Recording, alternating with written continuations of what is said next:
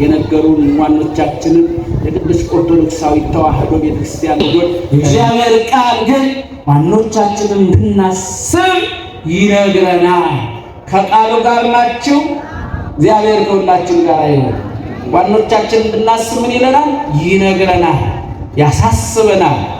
እንግዲህ ዋኖች የተባሉ ቅዱሳኑ እንዲታሰቡ ፈቃዱን የሰጠው ትእዛዙን የሰጠው ራሱ ባለቤቱ እግዚአብሔር ነው።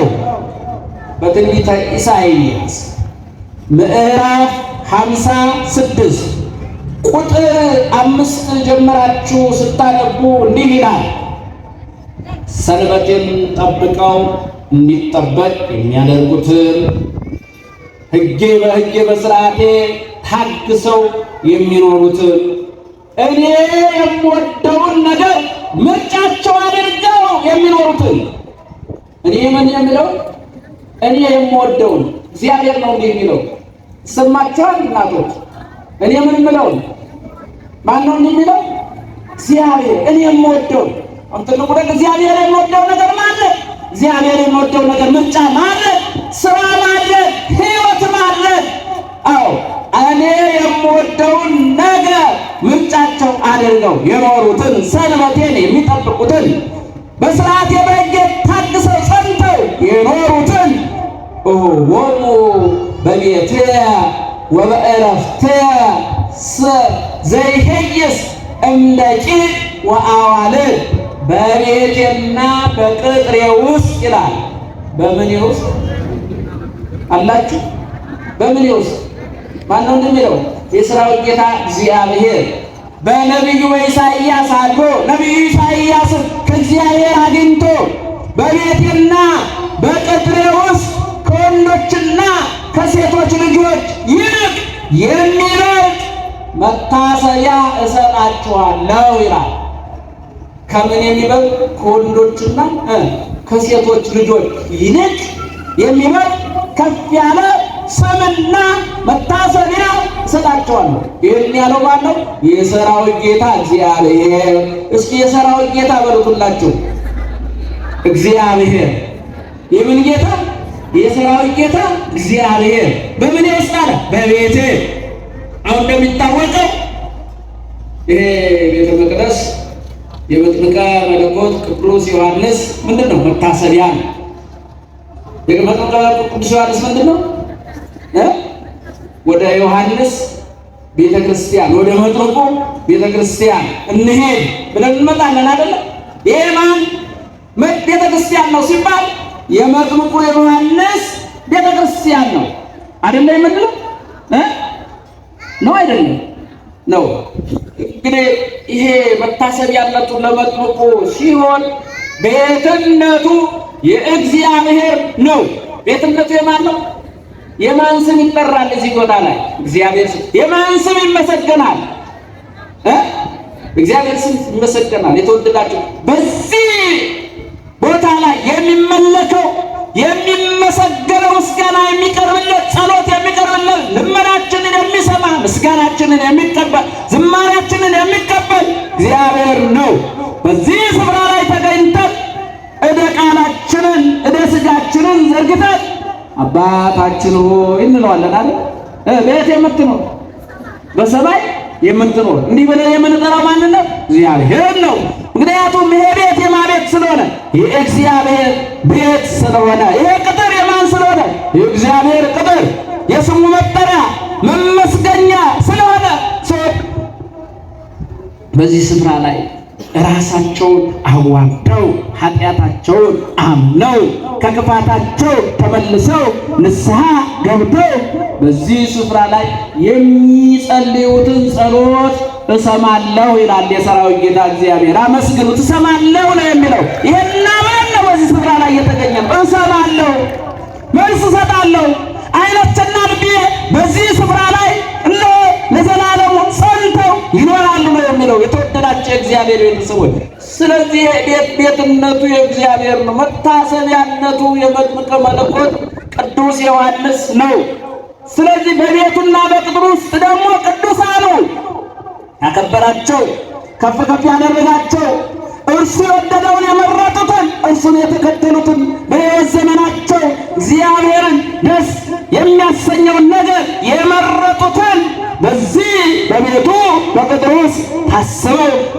እንደሚኖሩ እሱ እግዚአብሔር በኢሳይያስ ላይ አድሮ ተናግሯል። ወኦ ስመ ዘለዓለም ዘኢይሃልቅ፣ ለዘላለም የማይጠፋ ስም እሰጣቸዋለሁ። መቼ የማይጠፋ እስኪ ተናገሩ። መቼ የማይጠፋ? አዎ የቅዱሳኑ በዚህ ቦታ ላይ ስማቸው መጠራት ኮምጠጥ የሚያደርጋቸው በስጨት የሚያደርጋቸው አንድ አልፎም ተርፎም የሚያንዘፈዝፋቸው እንዲያም ሲል ደግሞ በእውነት እንደው በጣም አድርገው የሚያንገበግባቸው አካላት አሉና የሚይዙት መጽሐፍ ቅዱስ ገለጥ አድርገው እንዲያነቡ ጋብዟቸው። ይሄ እዚህ ስፍራ ላይ መጥምቀ መለኮት ቅዱስ ዮሐንስ አው ስሙ የሚጠራው የዮሐንስ ቤተክርስቲያን ተብሎ የሚነገረው በቤቴና በቅጥሬ ውስጥ የማይጠፋ ስም እሰጣቸዋለሁ፣ መታሰቢያ እሰጣቸዋለሁ ብሎ የተናገረ እግዚአብሔር ነው።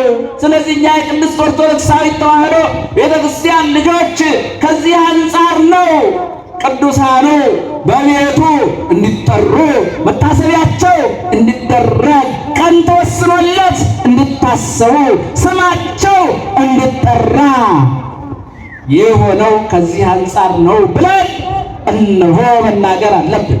ስለዚህ ለቅዱሳኑ የማይጠፋ የዘላለም ስም በቅጥሩ በቤቱ ሲታሰቡ እንዲኖሩ እነሆ መብቱን የሰጠና የፈቀደ የሰራዊት ጌታ እግዚአብሔርን አመስግኑት። ከዚህ አንጻር ነው ዛሬ ተክለ ሃይማኖት ሲመሰገኑ የዋሉት፣ ስማቸው ሲጠራ የዋለው፣ ገድላቸው ሲተረጎም የዋለው።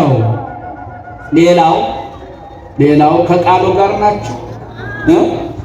የዋኖቻችንን ስናስብ እንግዲህ ዳዊትን በመዝሙሩ ላይ በመዝሙረ ዳዊት መዝሙር 111 በቅንፍ 112 ቁጥር 6 ላይ ስታነቡ ዝክረ ጻድቅ ለዓለም ይሄሉ ይላል። የጻድቅ መታሰቢያ በውስጥ ሁላችሁ ለዘላለም ይኖራል።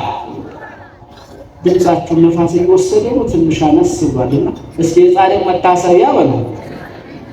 እንዴ ቤተ መቅደሳችን ውስጥ ድምጻችንን አካል ተሰማ የት እናሰማለን? በጣም ከባድ እኮ ድምጻችንን ለእግዚአብሔር የምናሰማበት ስፍራ ይሄ ስፍራ ነው። ስለዚህ የጻድቅ መታሰቢያ በሉ ለዘላለም ይኖራል። ለመቼ ይኖራል? ቅዱስ ዳዊት ነው ልበ አምላክ። አዎ የሰባቱ ሀብታት ባለቤት ቅዱስ ዳዊት ጻድቅ የሚለው ማን ነው ስንል ቅዱስ ዮሐንስ በመልእክቱ ላይ አስቀምጦታል። ወዘሰ ይገብራ ለጽድቅ ጻድቅ ውእቱ በከመ ዝንቱ ጻድቅ፣ ጽድቅን የሚያደርጋት እርሱ ጻድቅ እንደሆነ ጻድቅ ነው ይላል። ምንን የሚያደርጋት? ጽድቅን የሚያደርጋት የሚከተላት የማይርቃት ምርጫው ጽድቅን ያደረገ እርሱ ባለቤቱ እግዚአብሔር በባህሪው ጻድቅ እንደሆነ ከእግዚአብሔር ባገኘው ስጦታ ጽድቅን የሚያደርጋት ጻድቅ ነው ይላል። ስለዚህ የጻድቅ መታሰቢያ ጻድቅ የሚላቸው ጻድቅ ባህሪ የሆነውን እግዚአብሔርን በግብር የመሰሉ በእግር የተከተሉ በልብ የተከተሉ በሕይወት ዘመናቸው ምርጫቸው ከኃጢአት ይልቅ ጽድቅ የሆነ ከክህደት ይልቅ ሃይማኖት የሆነ ከክፋት ይልቅ ደግነት የሆነ እነዚህ ጻድቃን ይባላሉ። ምን ይባላሉ? ጻድቃን ይባላሉ። ስለዚህ የጻድቅ መታሰቢያ ለመቼ ይኖራል? ለዘላለም ይኖራል በሚለው አማካኝነት ዋኖቻችን እግዚአብሔር ቃል የነገሩን ዋኖቻችንን የቅድስት ኦርቶዶክሳዊት ተዋሕዶ ቤተክርስቲያን ልጆች እናስባለን። ሌላው የጻድቃን ዋኖቻችን መታሰቢያ የምናደርገው ለምንድን ነው ስንል የዳዊት ልጅ ሰሎሞን በዚህ በመጽሐፈ ምሳሌ ምዕራፍ 10 ቁጥር 7 ላይ ስታነቡ የጻድቅ መታሰቢያ ለበረከት ነው ይላል። የጻድቅ መታሰቢያ በሉስ ለበረከት ነው። ለምንድን ነው? ለበረከት ነው። የጻድቁ መታሰቢያ ስናደርግ ምን እናገኛለን?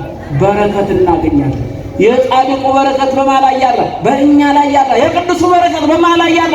የእኛ ላይ ያለ። የነቢዩ በረከት የሐዋርያው በረከት በእኛ ላይ ያላል። በረከቱ ትረዳናለች። በሃይማኖት እንድንጸና፣ በምግባር እንድንጸና፣ በጸሎት እንድንበረታ፣ በጾም እንድንበረታ፣ በስግደት እንድንበረታ፣ በተጋድሎ እንድንበረታ ያጸናናል። መታሰቢያው ይባርከናል፣ በረከቱ ይበዛልናል።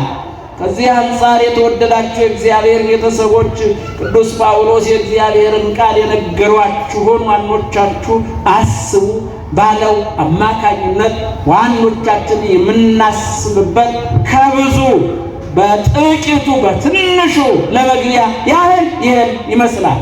እንግዲህ ቅድስት ኦርቶዶክሳዊት ተዋሕዶ ቤተክርስቲያናችን ከምታስባቸው የቤተ ክርስቲያን ዋኖች ከሚባሉት አንደኛው ዛሬ በዓለ ልደታቸውን አክብረን የዋልነው አዲስ ሐዋርያ ኢትዮጵያዊ ሐዋርያ የተባሉ ጻድቁ አባታችን አቡነ ተክለ ሃይማኖት ናቸው።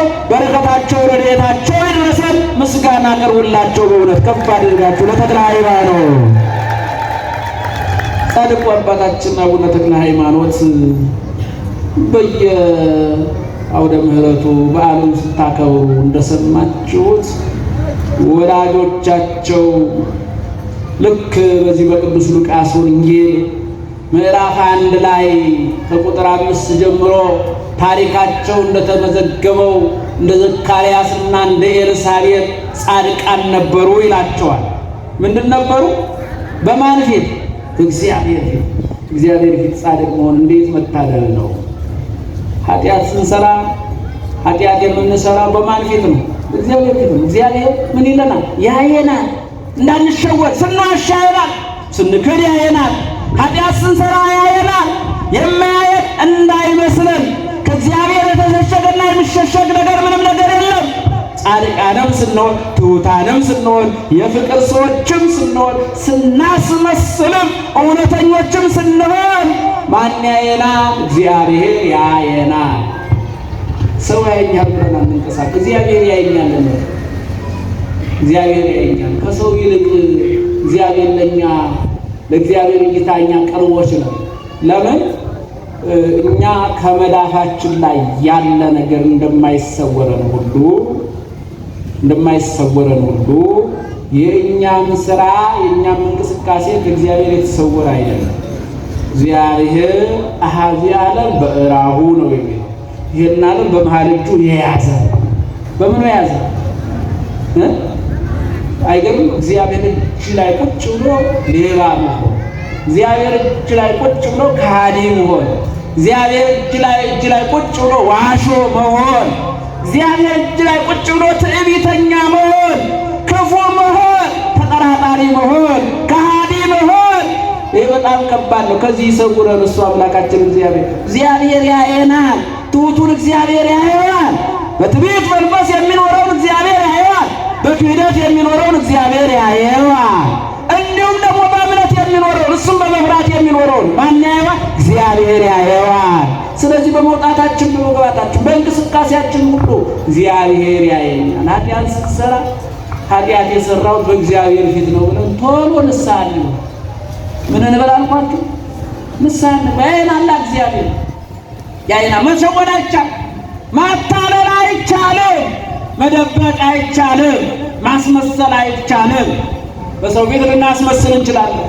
ስለዚህ ወክልኤሆሙ ጻድቃነ እሙንቱ በቅድመ እግዚአብሔር ወንጌላዊ ቅዱስ ሉቃስ ለዘካርያስና ለኤልሳቤጥ የሰጠው ነው።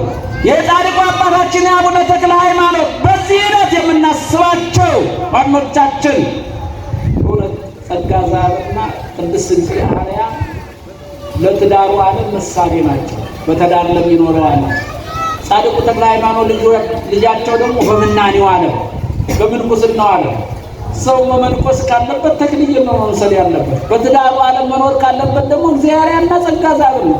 ከዚያ ውጪ የውሸት ኑሮ ነው። ምንኩስናውም እንደዚያ ነው። ተወደዳችሁ የእግዚአብሔር ቤተሰቦች መስመሩ የምንኩስና መስመሩ የነ ተክለ ሃይማኖት መስመር ነው። የነ እንጦንስ ዮሐንስ መስመር ነው። የነ መቃርስ መስመር ነው።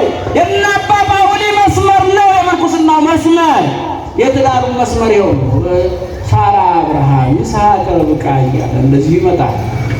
ደጋጎቹ ላይ ይገለጣል። ዘካርያስ፣ ኤልሳቤጥ።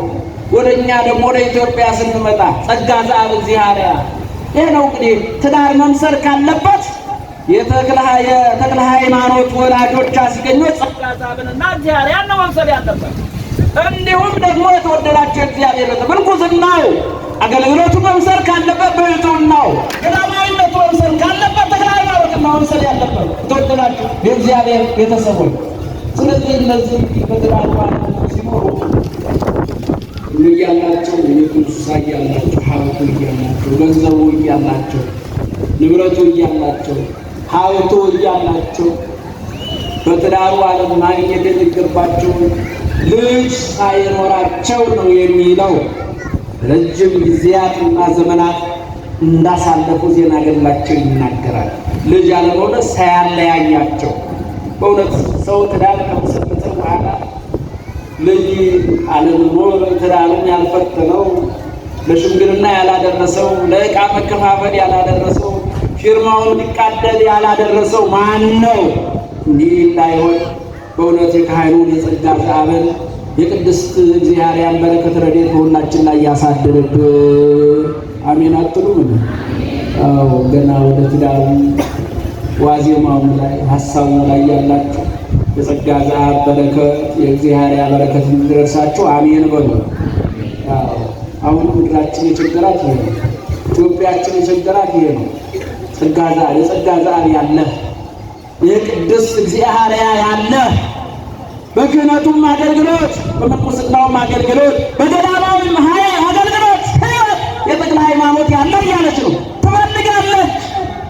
ቤተክርስቲያን ገዳማት ይፈልጋሉ ተክለ ሃይማኖት። ትዳሩ ዓለም ደግሞ የክህነቱ ዓለም ደግሞ የቄሱ ዓለም ደግሞ ጸጋ ዘአብን ይፈልጋል። እግዚአብሔር ትፈልጋለች እና እንዲህ እየኖሩ ረጅም ዘመናት ልጅ ሳይወልዱ እንደኖሩ ዜና ገድላቸው ይናገራል። እንግዲህ ቅዱስ ዳዊት እንዲህ ነው የሚለው በመዝሙሩ ላይ መዝሙረ ዳዊት መዝሙር 126 ቁጥር 3 ላይ ስታነቡ ናሁ ጸጋሁ ለእግዚአብሔር እሴተ ፍሬሃ ለከር የማኅፀን ፍሬ የሆኑ ልጆች እነሆ የእግዚአብሔር ስጦታዎች ናቸው ይላል። የማን ስጦታዎች ናቸው? ልጆች የማን ስጦታዎች ናቸው? አዎ ትዳር የያዛችሁ በእውነት ልጅ ማግኘት ከፈለጋችሁ ወደ እግዚአብሔር አመልክቱ። እግዚአብሔር ጠይቀው ልጅ ጥሩ ነው። ለሀገርም ይጠቅማል፣ ለቤተሰብም ይጠቅማል፣ ለራሱም ይጠቅማል። አዎ ከእግዚአብሔር ጋር ተነጋግሮ ከሰጡ ከእግዚአብሔር ጋር ዝም ብሎ መቀበል አይደለም። የሚሰጣችሁ ነገር ከእግዚአብሔር የቀና የተስተካከለ መልካም የሆነ እንዲሆን እንደ ሐናና ሳሙኤል መጸለይ፣ እንደ እግዚአብሔር መጸለይ። አንተን የማይፈራ አንተን የማያገለግል ከሆነ በዚሁ ልቀጥል ማኅፀን ያዝጋው እኮ ነው ያለችው ሐናና ሳሙኤል። እግዚአብሔርም ተመሳሳይ ሀሳብ ነው ያቀረበችው። ስለዚህ በዚህ ጸሎት አማካኝነት እንግዲህ በትዳሩ ዓለም ሲኖሩ በዚህ ዓለም ላይ ሲኖሩ በተለይ ከአምልኮት ከእግዚአብሔር ሰውነት አንጻር ብዙ ፈተና አሳልፈዋል። ብዙ ውጣ ውረዶችን አሳልፈዋል። አዎ ምርኮ ገጥሟቸዋል። መለያየት ገጥሟቸዋል። እግዚአብሔርና ጸጋ ዘአብ ኦቶኖሚ የተባለ በተለይ በዚህ በደቡብ በኩል የነበረ ኃይለኛ ኢመምለኬ እግዚአብሔር የማይፈራ የማያመልክ ወደ ጣዖቱ አምልኮ ያዘነበለ ለእሱ ወዳሉበት አካባቢ መጥቶ ሀገራቸውን ወርሶ በጸጋ ዘአብ ላይ ጥቃት የሚያደርሱ ሰራዊትን አሰማርቶ በእውነት እንደው ቅድስት እግዚአብሔርና ካህኑ ጸጋ ዘአብ የቅዱስ ሚካኤል ወዳጆች ነበሩ። የማን ወዳጆች ነበሩ?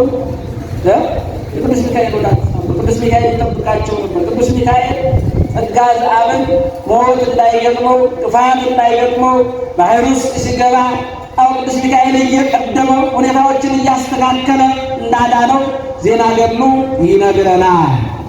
እኛም የምንኖረው እንግዲህ ባህር ውስጥ ባንገባ ባህር ሆነ ዓለም ላይ ነውና እግዚአብሔር መልአኩን ልኮ ይጠብቀን። በእውነት መልአኩን ይላክልን ለሁላችን እና እሷን በዚህ በሞቶሎሚ እጅ ተማርካ ብዙ ጊዜያትን ከ6 ወር በላይ አሳልፋ ይሄ ከሃዲ ንጉሥ በርኩሰቱ ሳያረክሳት የተቀደሰ ሰውነቷን በቅድስናና በንጽህና ጠብቃ እንደተመለሰችና ከመለሰች በኋላ ጻድቅ ደግ አባት ኢትዮጵያዊ ሐዋርያ የወንጌል ብርሃንን ይዘው በኢትዮጵያ በአራቱም ማዕዘን ተዘዋውረው ወንጌልን ያስተማሩትን መጋቢት 23 በ24 አጥቢያ እንደተጸነሱና ዛሬ ታኅሳስ 24 ቀን እንደተወለዱ ዜና ገድላቸው ይናገራል።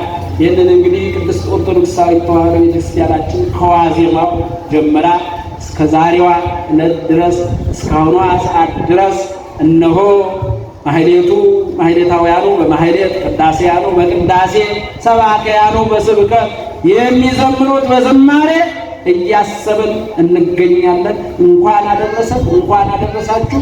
አመስግኑት እግዚአብሔር፣ ምስጋና ይገባዋል። ዋናን ማሰብ እንደዚህ ነው።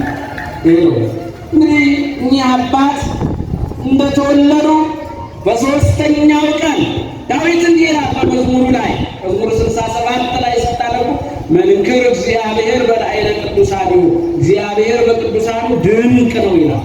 ከቃሉ ጋር ናችሁ። እግዚአብሔር በቅዱሳኑ ምንድን ነው? ድንቅ ነው ይላል። ይህ ማለት ነው ድንቅ ስራውን ይገልጣል ነው ሳይቋረጥ በቅዱሳኑ አማካኝነት ከብሉይ ኪዳን አንስተን እስከ አዲስ ኪዳን አንስተን እኛ እስካለንበት ድረስ የእግዚአብሔር ድንቅ ስራው ተቋርጦ አያውቅም። ድንቅ ስራውን የሚገልጥባቸው ቅዱሳን አሉት፣ ጻድቃን አሉት፣ ወዳጆች አሉት። በወዳጆቹ አማካኝነት እግዚአብሔር ድንቅ ስራውን ይገልጣል እና እኚህ ጻድቅ አባት ከእናታቸው ማኅፀን በወጡ በሦስተኛ ቀናቸው እግዚአብሔር ገልጦታል። ከሰተ አፉ ወልሳኑ ነበረ አይኮቶ ወባረኮ ለእግዚአብሔር።